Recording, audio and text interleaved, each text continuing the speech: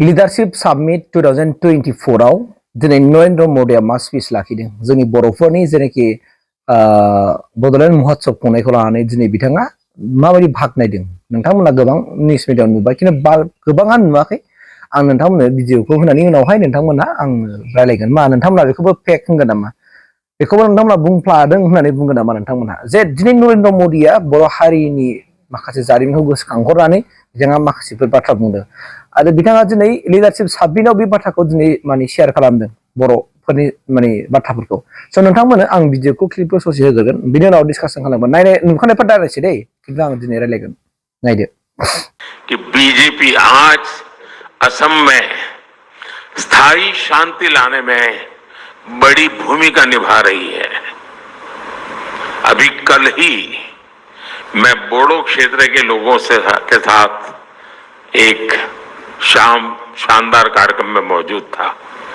और मैं हैरान हूं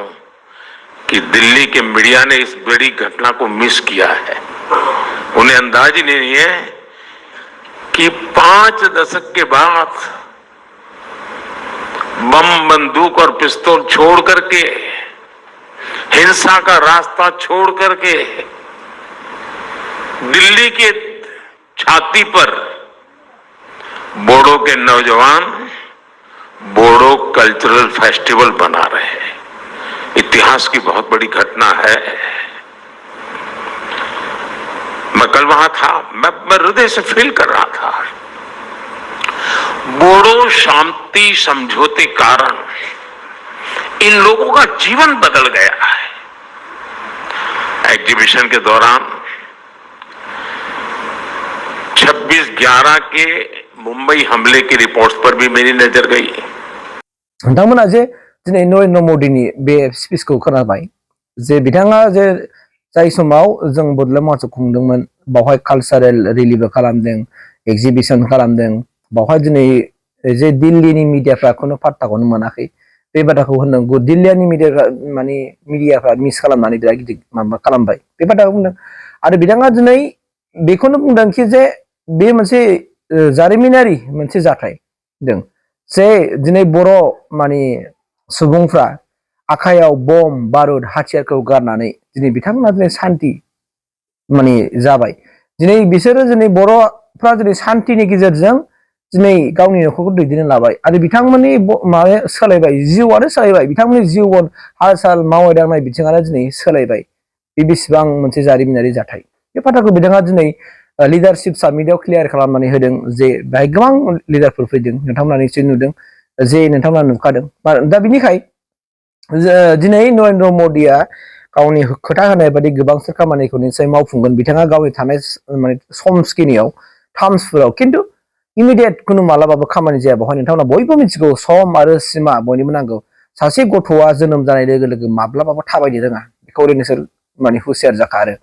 नों साननाय माने जिबनाव मालाबाबो जाफुंनाय नङा सम आरो बोथोर आरो थासारि बयनोबो नांगौ दिनै मावनो होनबा दिनै मावनो हाया दिनै नोङो जुदि न' गंसे खुन्थिया गायसनोबा दिनै नों बिल्डिं लुफुंजोबनो हाया कमप्लिट बिल्डिं जाया दिनै नोङो थालिर बिफांखौ दानोबा दाननानै नोङो फिथाइखौ बे फोमोननो थाखाय बिनो सप्तासे 1.5 सप्तासे सम नांगोन अब्लासो बे थालिर फिथाइया मोनगोन अब्ला जोंनि मानसिफ्रा बुजिनांगोन ओंखायनो बुंदों गोबां दैदेनगिरिफ्रा बुंदों आरो आंनि थुलुंगानिफ्राय आं दाखालि बुंदों जों गासैबो बाथ्राफोरखौ जों पलिटिकेलि नायनो नाङा हारिनि माने लाबनि थाखाय हारिनि आयनि थाखाय हारिनि जौगानायनि थाखाय हारिनि डेभेलपमेन्टनि थाखाय जोङो बाथ्राखौ जोङो बुंनो जों बयबो नाजानांगौ बे आंनि मोनदांथिनि गेजेरजों आं नोंथांजों शेयार खालामदों दिनै जों नाय दिनै जों गासैबो बाथ्राखौ जोङो पलिटिकेलि माने बाथ्रा लाबाय थानानै जोंनि सान्थिफ्रा मा जालांगोन जोङो हारिनि फंसेबो मोजां फंसे बाथ्रा जों मावनो माने बावगारलांगोन हारिनि बबे बाथ्राफ्रा हारिनि थाखाय बिस गोनां जागोन बबे बिबुंथिफ्रा हारिनि थाखाय बिसाक्त बुस्थु जों बेफोरखौबो जों बावलांगोन जों साननो रोङै जालांगोन अब्ला जोंनि सेन्टिमेन्टखौ नोंनि सेन्टिमेन्टखौ थि खालामना लानांगौ होनना बुंबा नों लानांगौ गुबुन रावबो हाया नोंसो मानोना नोंनि जिउखौ नोंसो दैदेनो नों रसा नाङोब्ला नोंसो बेखौ माने नागिरनानै रसा माब्रैबा रसाखौ मावनायखौ नों सुफुंनो हागोन बेखौ नोंसो नागिरनांगौ गुबुना नङा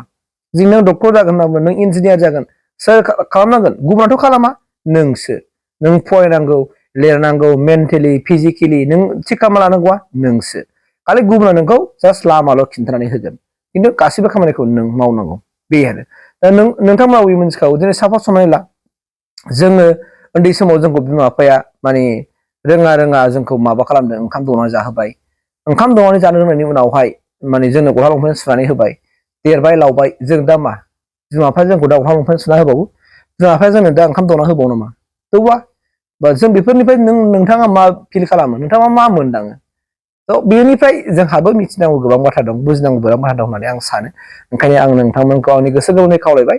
जेब्लायबो जेब्लानाखि सम मोनो खाबु मोनो अब्लानो जोङो एक इन्सिबाबो जों हारिनि थाखाय मोजां बाथ्रा बुंनो रिल बाथ्रा बुंनो थार बाथ्रा बुंनोखौ जोंबो सोलोंनांगोन एसे जों बर' हिसाबै बर'नि जौगानायनि खामानिफोरखौ जों मावनांगोन ओंखायनो आंनि गोसो गोरबोनिफ्राय खावलायबाय जे जोङो राजनितियाव थाहैदोंब्लाबो नोंथांमोना राजखान्थिनि माने थाखायनो माने गुबुनफोरखौ माने हिंसा खुलिया नोजोरजों दानाय बयखौबो बेयो मोनसे खेलासो दिनै फुटबल प्लेयारनि गेजेराव दिनै गावजों गाव जुदि जोख्रोब आथिं आखाइ जोफायलायोबा नों मोजां प्लेयार जानो नोंथ' मोजां प्लेयार नङाना आरो नों स्कप मोननाय नङाना नों खेबसेसो स्कप मोनगोन बिनि उनाव नोंनि टिमखौनो राव आउट खालामगोन जे बे गेलेनो मोनला बे टिमा गाज्रि टिम गेलेयो बे टिमा बयजोंबो नांलायो बे टिमा बयजोंबो बुलायो बे टिमखौ जों रावबो गेलेहोनो मोनला रावबो गुबुन माने खेलाफ्रावनो दा लेंहरसै होननानै गोबां मानसिफ्रा बुंगोन अब्ला थिग बिदिनो नोंथांमोनाबो जुदि राजनितियाव थानानै जुदि खुनु मोनसे पइन्टेड बाथ्राखौनो बुङा मोजां बाथ्राफोरखौनो साना सब समाय राजखान्थिनिल' लांबाय थायो दा बिदियाव माने नोंथांमोनाबो सानसे बिदि जाबाय थायोबा सानसे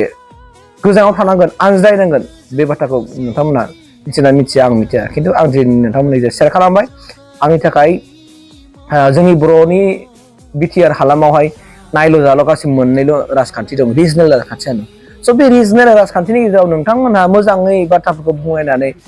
सालायलाय नङा होमबा इउ पि पि एलआबो सालायगोन मालाय बि पि एल सालायगोन माव खिन्थु गेसाव गुबुन बाथ्राखौ बुंलायनानै जों मानो मालायखौनो उन्दै समनि बाथ्रा रायखांलायो उन्दै समाव दाउ सिखावमोन एन्जर सिखावमोन मोसौ सिखावमोन होननानै बोरायलायो बेफोर मानसिनि मा बेब'हार बिलाय नोंहाबोथ' दङना नों गावखौ बोरै दोनखोमानानै गावनि बेकग्राउन्ड उन्दै समनि बेकग्राउन्डखौनो दोनखोमानानै नों माबोरै गुबुनखौ बिदि बखिनो हागोन बे मोनसे बाथ्राखौ नोंबो साननांगौ आरो स' गतिके आंनिफ्राय आं मोनदांथिखौ आं सेयार खालामबाय स' बेनिखायनो नरेन्द्र मदिनो वान्स एगेन्स आं थेंक इउ जासिबाय जे बिथांनि जेनाखि लिडारशिप साबमिटआव जेनाखि बाथ्रा बुंनायखौ आं मोजां मोननानै थेंक इउ स' माच नरेन्द्र मदि आरो थेंक इउ दुलाराय बर' फरायसा आफाद आरो प्रमद बर' सार आरो जायफोरनाखि बे माने गाज्रि कमेन्ट होदों बिथांमोनखौबो थेंक इउ जासिबाय